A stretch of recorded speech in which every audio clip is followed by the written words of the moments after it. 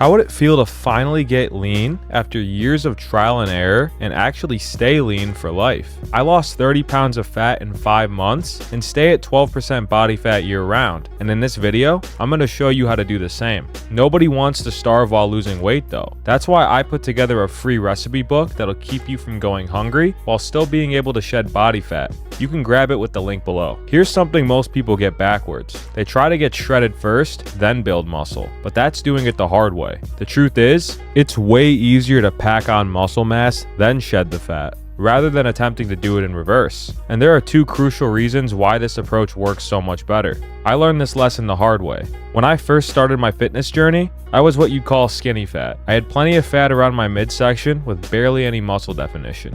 I made the classic mistake of immediately trying to cut down to see my abs. I dropped 10 pounds, and you know what? I looked worse. I was just a smaller, weaker version of myself with no shape or definition. My arms looked like toothpicks, my chest was flat, and I still didn't have visible abs because there was no muscle underneath the show, so I reversed course. I spent the next year and a half focused purely on building muscle. I bulked up to 195 pounds, and yes, I gained some fat along the way, maybe more than I even needed to gain. But when I finally cut down those 30 pounds, I ended up at 165, which was heavier than what I started at, but I looked completely different. I actually had abs, my arms filled out my shirts, and I finally had that athletic look I was going for. Having more muscle mass directly increases your daily calorie expenditure. Muscle tissue is metabolically expensive. It burns calories even when you're doing absolutely nothing. When you're sitting on the couch, walking upstairs, or sleeping, that muscle is constantly using energy just to maintain itself. That means you could eat more food while maintaining the same level of leanness compared to someone with less muscle mass. Don't use this as an excuse to eat whatever you want though. You only burn an extra 50 to 100 calories per pound of lean muscle at most, and you still need to treat bulking with the same care and discipline as you do on a cut. Here's what this looks like in practice. At 155 pounds with minimal muscle, I had to eat around 1800 calories just to maintain my weight. I was constantly hungry, irritable, and had no energy. Now at 165 pounds with significantly more muscle, I maintain at 2400 to 2500 calories. That's an extra 600 to 700 calories per day. That's a full meal I can eat while staying just as lean. 2 meals if I'm eating from my cookbook. That difference is massive for quality of life. Second, the more muscle you carry, the leaner you'll appear at higher body fat percentages. Someone with substantial muscle mass at 14% body fat could look more defined and athletic than someone with minimal muscle at 12% body fat. So you're essentially getting a visual advantage as well as a metabolic one. Now you could absolutely maintain leanness with lower levels of muscularity. Think of the swimmer or surfer physique. But if you're going to go that route, you need to compensate in other ways. You'll need to burn way more calories through deliberate activity, or you'll need to consume fewer calories overall. The people who successfully maintain leanness with less muscle tend to be extremely active, like rock climbers, cyclists, and endurance athletes. If that's not naturally built into your lifestyle, maintaining leanness becomes a constant battle. But that begs the question, once you've built that muscle, how do you approach fat loss in a sustainable way? This distinction is absolutely critical, and getting it wrong is where most people derail their long-term success. Getting extremely shredded,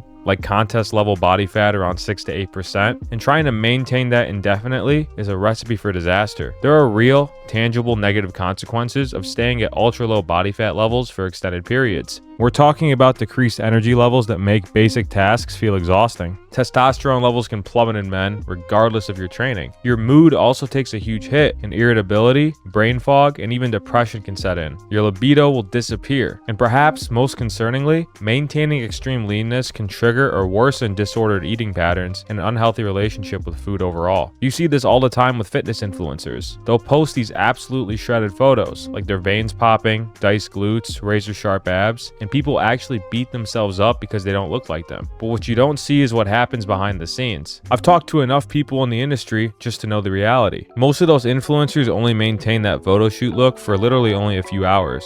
They're depleted, dehydrated, sometimes even using diuretics. They'll shoot content for weeks or months in a single day when they're at their absolute leanest. Then what happens? Within days or weeks, they're back up 10 to 15 pounds because that level of leanness is completely unsustainable. But they'll keep posting those same shredded photos videos for months, creating this illusion that they look like that year-round. Here's the truth, they don't. I've seen the other side too. Influencers who've admitted that when they maintain their extreme levels of leanness for extended periods, they were exhausted, irritable, their hormones crashed, and their quality of life was terrible. Some even opened up about developing eating disorders just from trying to maintain an unrealistic standard. That's when it clicked for me. If even people whose literal job is to look a certain way can't sustain extreme leanness without suffering, why would I try to? It's not sustainable, and it's not even worth it. Now, the exact point where these symptoms start varies from person to person based on your genetics, lifestyle, and training history, but for most people, these issues don't really start appearing at 12, 13, or 14% body fat. In my opinion, that's the sweet spot. You can maintain that year-round. Even competitive bodybuilders only reach their most shredded condition for a very brief window, literally just the day of their competition. And even then, they're often using various supplements and strategies to mask or mitigate the negative symptoms they're experiencing, but they still can't eliminate them altogether. The average person who just wants to look great at the beach or feel confident in a t-shirt shouldn't be attempting to maintain an unrealistic level of leanness. Beyond the health implications, it's also just a miserable way to live. You're constantly hungry, constantly thinking about food, and constantly stressed about maintaining an unsustainable condition. On the other hand, staying relatively lean, like that low double-digit body fat range with visible abs, and enough muscle definition for aesthetics, which is entirely achievable without any of those negative consequences. You can maintain this level of leanness year-round, enjoy your life, have energy for your workouts and your daily activities, and still look excellent by any reasonable standard. Now, I maintain 12% body fat year-round. I have visible abs, I look good in photos, I feel confident without my shirt on, and I actually have energy to live my life. I can go out to dinner with friends, I can have a cheat meal on the weekend, and I don't stress about it because I know where my baseline is. If you do want to get really shredded for a specific event or photo shoot, make it brief. Get your pictures, enjoy the accomplishment, and then get back to a sustainable level of leanness. So you've built muscle and you understand sustainable leanness, but how do you actually eat in a way that allows you to maintain this without tracking every calorie forever? Look, I'm a big believer that tracking calories and macros is probably the single most valuable tool that you can use when trying to lose body fat initially. Everyone should do it once in their life for an entire year to develop an understanding of what's actually in the food they're eating. But let's be real, most normal people don't want to pull out their phone and log every single thing they eat for the rest of their lives. They definitely don't want to weigh everything they eat as well. I can't count the amount of hours I've wasted over the last few years thinking I had to weigh every single ingredient of every single meal I ate just to maintain an acceptable physique. Same goes for going out to eat and stressing over not being 100% confident with how many calories were in my meal down to the exact milligram. That's no way to live. And part of the reason I make these videos is to teach people that they can get the same results as me without all the discomforts I've experienced. And if you want to be part of a community of like-minded individuals that I'm teaching on a regular basis so you can lose fat and build muscle on your terms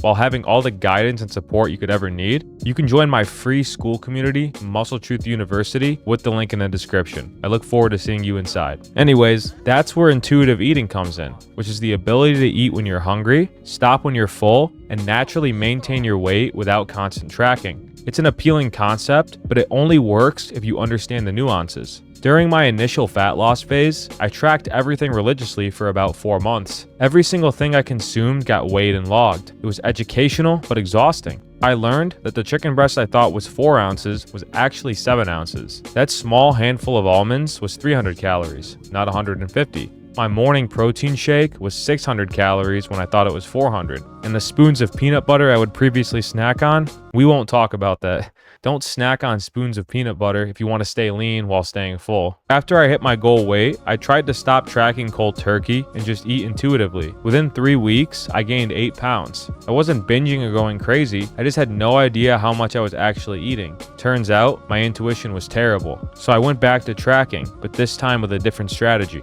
I tracked strictly for 1 week, then took a week off and tried to eat the same way from memory. Then I'd track again for a few days to see how close I was. I did this cycle for about 2 months. Here's what I discovered. When I ate my normal meals of grilled chicken, rice, vegetables, and fruit, I was almost always within 100 to 200 calories of my target without tracking. But then when I went out to eat or had more processed foods, I was off by 500 to 800 calories. Those restaurant meals and processed snacks were destroying my accuracy. This isn't because those foods were fattening, that doesn't exist. But when you eat random portions of random foods every single day, you're gonna end up eating a random amount of calories. Sometimes you go way over, other days you're under. Maybe some days you're exactly where you need to be. But without that initial trial phase, you won't know where that sweet spot is. And once you find that sweet spot, you want to know what those portions look like so you can maintain them for life. Intuitive eating relies on your satiety signals, essentially your sense of fullness, for being a reliable indicator of your caloric intake. And here's the problem. That depends entirely on the types of foods you're eating. Whole and unprocessed foods tend to be incredibly filling relative to their calorie content. So vegetables, lean proteins, fruits, whole grains, they provide volume, fiber, and nutrition that trigger your satiety signals appropriately. These are actual nutrients that your body can properly identify on a consistent basis. On the flip side, highly processed foods are engineered to be less filling despite being calorie dense. You can consume far more calories than you need while eating processed foods until you feel full. So for example, I used to eat 1,200 calories of tortilla chips and dip in a matter of minutes, and it wouldn't even feel like I scratched the surface of satiety. You can't expect to binge snack on impulse like that and be able to maintain your goal weight consistently. Now we all have different appetites and calorie requirements. Most people don't have such an extreme appetite that they need to completely avoid anything processed to maintain their weight. But what you do need to figure out through trial and error is this: how clean does my diet need to be for me to feel satisfied while consuming roughly the number of calories that maintains my weight? For most people, that sweet spot is having the vast majority of their diet come from whole unprocessed foods, with some room for treats and indulgences here and there. That's normal, sustainable, and still effective. So now, my approach is this. About 80 to 85% of my diet comes from whole foods that I prepare myself. I eat pretty much the same breakfast and lunch daily, not because I'm tracking, but because I know these meals keep me satisfied and on track. I've put the work in to make sure that was the case. Then, every once in a while, I have flexibility to enjoy myself without stressing. I haven't ever had to track my food consistently while in maintenance, and my weight has stayed within a 3-pound range the entire time. Weighing yourself at the same time every day is a great way to make sure you're staying on track. I know that kind of contradicts the point of tracking being an absolute chore, but hear me out. You only have to weigh yourself once a day as opposed to weighing every single ingredient of every meal. It only takes a few seconds to do this and log it as well. So just weigh yourself the first thing in the morning and keep a notebook by the scale to log your daily weight. Once you've dialed this in through experimentation, you'll be able to go for extended periods, perhaps indefinitely, without needing to track calories, while still maintaining your leanness. If you want to switch up your diet for whatever reason, you'll already have the experience tracking and retaining, so your next trial phase won't be nearly as long. That's the long-term goal. You want this to be as effortless and sustainable as possible. Now, eating right is one thing, but how do you make sure you have the energy to actually stick to your plan and enjoy your life? Here's something that doesn't get talked about enough. Anything that requires physical and mental dedication and discipline is exponentially easier when you have higher energy levels.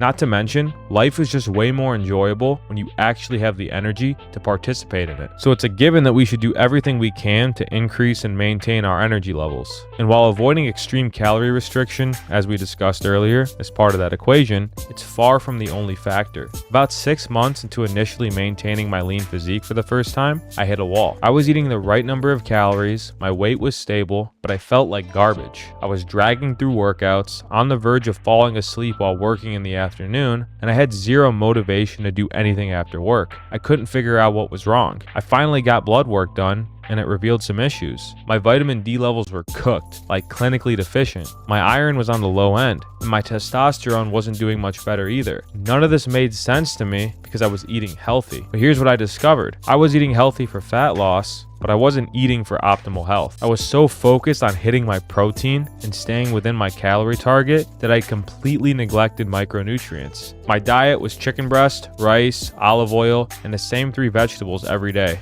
No variety, no color, no diversity in nutrients. So I made some changes. I added a multivitamin that was properly dosed, I got more sun exposure, and I started eating a much wider variety of vegetables and fruits. That way I can hit all of my micronutrient goals without having to rely on the multivitamin. I also looked at my sleep, which was honestly terrible. I was only getting 5 to 6 hours per night because I was staying up way later than I needed to. Within 3 weeks of fixing these issues, I felt like a brand new man.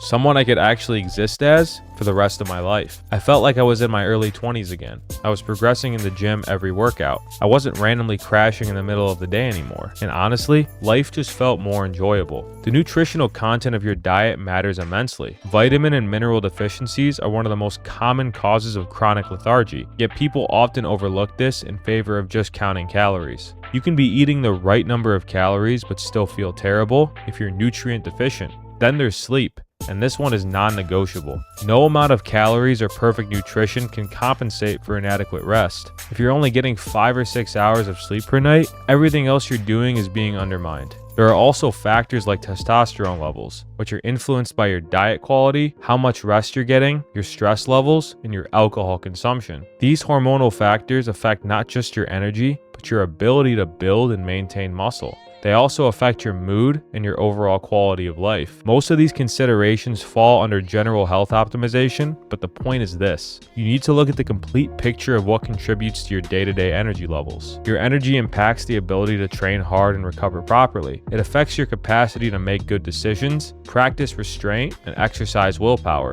It determines how you experience cravings and how you feel motivationally. Everything you do in life is easier when you address this. That's the whole point of getting in shape. It was never just about vanity, even if that's your initial goal at first. Because energy isn't just about getting through workouts, it's about thriving in every aspect of your life. Speaking of workouts, how do you structure your training to support staying lean long term? This almost goes without saying, but it's so important that it needs to be explicitly stated. You need to find forms of exercise that you genuinely enjoy. Because if you don't enjoy what you're doing, you're not going to stick with it in the long term. Try to identify something resistance-based and something cardio-based that you actually look forward to doing, even if it's going to be hard some days.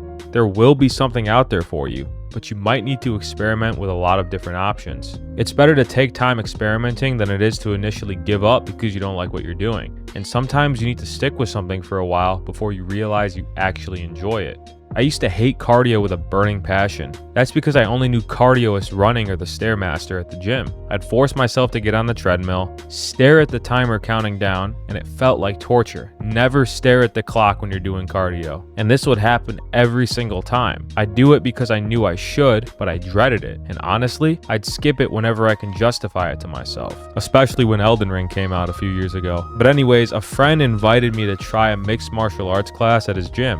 BJJ. I'd never done anything like that before, but I figured why not? That first class, I was absolutely gassed after 15 minutes since I had no idea how to control my gas tank. But you know what? I had fun, like actual fun. I wasn't thinking about calories burned or my target heart rate. I was just trying to learn submissions, not get choked out, and keep up with the drills. I started going twice a week, then 3 times a week. Then I added Muay Thai. Between the striking, grappling, and conditioning drills, I was getting at least 90 minutes of intense cardio without even thinking about it as cardio. My conditioning improved dramatically. I was burning a ton of calories, and I was actually disappointed when I had to miss a class. That's when I realized the best form of exercise is the one you'll actually do consistently. Now, technically, you can stay lean through calorie restriction alone without any exercise, but in practice, that's incredibly difficult to sustain, especially when you don't have any muscle on you. A high activity level is almost a prerequisite for maintaining leanness long term in a way that doesn't make you miserable. If your goal is to maintain a lean and muscular physique, then some form of resistance training is absolutely essential. Without it, you'll just be lean, not lean and muscular. There's a big difference. On top of your resistance training, it's also incredibly helpful to find something more cardio focused. Personally, I think the best form of cardio is some kind of sport. The reason is simple. When you're playing a sport, the focus is on the game, the competition, the skill development, or just having fun with other people. The cardiovascular benefits and calorie burn just become really positive side effects rather than the primary focus. When cardio is just cardio, like when you're on a treadmill watching the calorie counter, it becomes a chore. But when it's mixed martial arts, cycling with friends, basketball, or any activity where you're engaged in something just beyond burning calories, you're far more likely to stick with it long term. For resistance training, I found my enjoyment in hypertrophy style training. I like the sets that exist between the 5 and 12 rep ranges. as opposed to focusing on strength and the number on the bar, but genuinely making each movement as challenging as possible and seeing progression every time I come back. But for some, that could be powerlifting, plyometrics, or even calisthenics. The goal is to find what you can sustain for life. And once you do that, you can confidently say you're training consistently. But what about those times when you inevitably overeat? How should you handle that? Let's be realistic. There are going to be times when you eat way more than you planned. This could be holidays, celebrations, night outs with friends, or just those days where you lose control a little bit. It happens to everyone. Most people's immediate instinct after overeating is to either feel sorry for themselves and eat more, or to jump on a treadmill and try to burn off those extra calories as quickly as possible. I've been guilty of both. They want to undo the damage and get back to neutral. I think both of those are obviously the wrong approach. Last Thanksgiving perfectly illustrates this principle. I went to a friend's house, and you know how it is. There's appetizers, the massive dinner, desserts, and then somehow you're eating pie again a few hours later. I probably ate 4,000 to 5,000 calories that day, way over my normal intake, close to double. The old me would have just woken up Friday morning, filled with immense guilt, and immediately gone for a long run to burn it all off. But I've learned better. Instead, I went to the gym and had one of my best leg workouts in months. I usually dread leg training, but I had so much energy and strength, I was actually hitting PRs all while having a good time. The pain didn't bother me as much, and the pump was beyond anything I had ever experienced before. Why? Because I finally had the glycogen and energy to push myself harder than I normally could while maintaining my usual calories. Those extra calories didn't just sit there as fat. Some of them went to fat, but a lot of them fueled an incredible training session that probably helped me build some extra muscle. Granted, it wasn't a lot, but it's still better than trying to run off a cheat meal. So next time you overeat and your instinct is to go do a bunch of cardio, try hitting the weights first. This is particularly important if you've recently been in a calorie deficit or maintaining at lower calories, which is often when these overeating episodes happen. During those times, you probably haven't experienced a good surplus of calories in a while, and you've forgotten how much better a surplus can make your training feel. Instead of just seeking to burn off those calories as fast as possible, put them to productive use. Use that energy surplus to achieve some kind of muscle building stimulus that would have been really difficult to achieve otherwise. Plus, you get an amazing fucking pump out of it. You might find it's just an exceptionally good day for your lifts. You might discover that you have the energy to do a few extra sets and increase your weekly training volume. You'll definitely get a better muscle pump regardless and contribute to driving progressive overload. Whether you're filled with regret or not, those calories are already in your system. You might as well use them to build something. Building muscle is good for your long-term ability to stay lean, as we covered in the first point. So even your mistakes can be turned into productive training sessions. Now here's the beautiful part. After that killer leg workout on Friday, I did end up doing some light cardio and I went for a light run on Saturday. But I wasn't doing it from a place of guilt or punishment. I was doing it because I had the energy and I wanted to. By Monday, my weight was back to normal, and I'd probably even built a little muscle and strength in the process. Now you could always add some extra cardio after your weight training if you feel like it's necessary, but the weight should be your priority if body composition is the goal, not just burning calories as fast as possible. Remember, it's a marathon, not a sprint. Once you put all of these into place, you won't just get lean for a couple months and then go back to the way you looked before. You'll actually stay lean for life. It's not about perfection or extreme restriction that makes you eternally miserable. It's about building a sustainable approach that works with your life, not against it. Build muscle first, understand the difference between shredded and lean, master intuitive eating, optimize your energy, find training you enjoy, and use extra calories strategically. Master these fundamentals, and staying lean becomes a lifestyle, not a constant battle. These principles took me from dieting like a fool and constantly stressing about my body to maintaining 12% body fat year-round while actually enjoying my life. And they'll do the exact same for you. But no two plans look the same for anyone. So if you want to lose 25 pounds of fat in the next 90 days and keep it off for life, but don't want to do it alone, you can book a free private one-on-one call with me using the link below. It's just for me to see if I can help you. And if I can, we'll come up with a game plan that could be implemented either yourself or working one-on-one with me. I look forward to helping you achieve the transformation of your dreams.